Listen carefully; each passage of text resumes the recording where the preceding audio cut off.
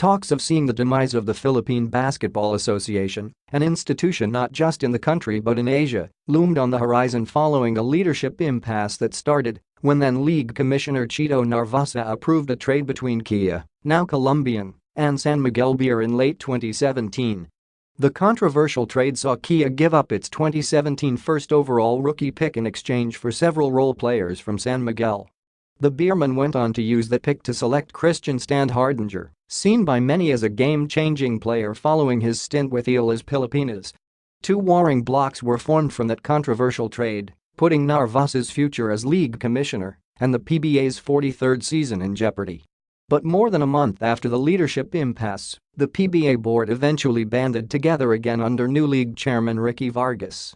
Just before the season opening game of the PBA's 43rd season on December 17, 2017, Vargas announced the resignation of Narvasa and the appointment of longtime media bureau chief Willie Marshall as acting commissioner. Not long after, the PBA Board of Governors unanimously approved the promotion of Marshall from league officer in charge to full-fledged commissioner. Vargas considered Marshall as the healing commissioner, putting to consideration the latter's experience from being a statistician at the time of founding PBA Commissioner Leo Prieto to working with then PBA TV coverer Vintage Enterprises before becoming part of the commissioner's office during the time of Noli Eala. Before Marshall's appointment, he has served as media bureau chief since 2003 under the league's previous four commissioners Eala, Sonny Barrios, Chito Salad and Narvasa.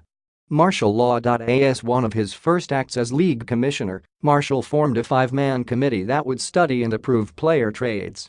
Unlike past practices when the commissioner had the sole power to approve trades, Marshall saw the wisdom in studying the merits of a trade proposal before making a decision as a committee. PBA legal counsel Melvin Mendoza heads the five-man committee, along with technical and operations head Eric Castro and technical team members Junior Benguet and Russell Fabitiatico. Marshall will only step in to break a tie should there be a stalemate in the voting process of the committee. The five-man trade committee was formed in response to the controversial 2017 Kia San Miguel trade, which the PBA leadership doesn't want to happen again. Marshall's leadership also saw the PBA games transition away from tight officiating to give more leeway for more physical plays. The games also got faster with scores going beyond the century mark, a change that was geared towards making the game more exciting and action-packed. Marshall also introduced his pet project called PBA Home Court where he, along with current players, former league superstars and PBA staff, makes surprise visits to different barangay courts in Metro Manila.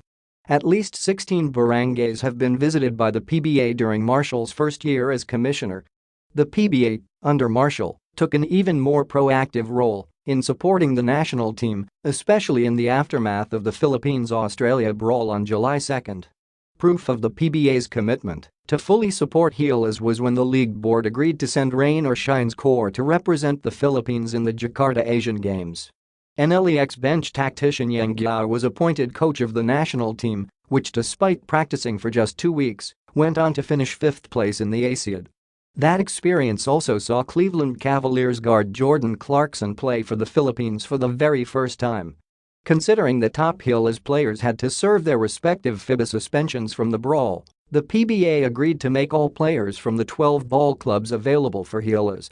During Marshall's first year as commissioner, San Miguel went on to become the first PBA team to win 4 straight Philippine Cup after beating sister team Magnolia in 5 games in the finals. Barangay Ginebra then won its first PBA Commissioner's Cup crown in 21 years after beating San Miguel 4-2 in the finals series.